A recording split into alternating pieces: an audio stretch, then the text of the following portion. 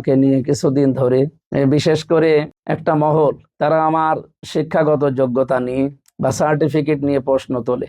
বিভিন্ন মসজিদের ইমামকে তারা কাজে লাগাচ্ছে এই ব্যাপারে, যে আপনারা বলবেন যে তার সার্টিফিকেট নিয়ে এই কথাগুলো যা ছড়ানো আছে এগুলো বানোয়াট, মিথ্যা। আমি স্পষ্ট ভাষায় জানাচ্ছি আমার লেখাপড়ার যোগ্যতা এবং সার্টিফিকেট। আমি প্রথমে জীবনের শুরুতে ক্লাস 5 পর্যন্ত আমার প্রাইমারি স্কুল ডাবিরাভিটা সরকারি প্রাথমিক বিদ্যালয়, যেটা সেখানে 5 পর্যন্ত পড়াশোনা করি। এরপরে আমি কওমি মাদ্রাসায় যাই, সেখানে কারিয়ানা পড়ি।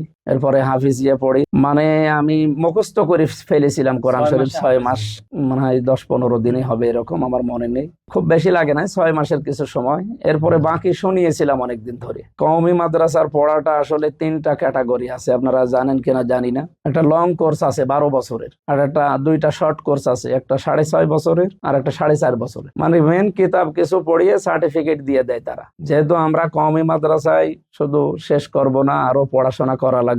আমার দায়িত্বে ছিল ওই সময় আমার একজন চাচা, উনি ওখান থেকে কওমি মাদ্রাসা শেষ করে তাড়াতাড়ি করে আমরা আলিয়া মাদ্রাসায় ভর্তি করে দেয়। ওখান থেকে দাখিল, আলিম, ফাজিল। আমি প্রথমে 7-এ ভর্তি হই, 7, 8, 9, 10, এরপরে ইন্টার, তার মানে আলিম।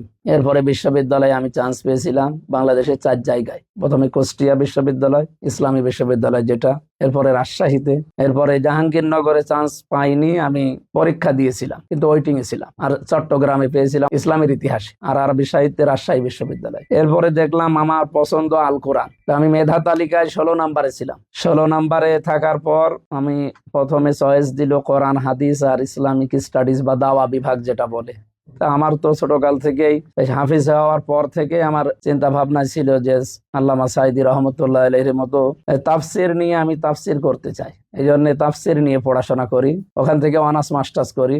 পরবর্তীতে ফাজিল কামিল করি কুষ্টিয়া কুওয়াতুল ইসলাম কামিল মাদ্রাসায় হাদিসের উপরে।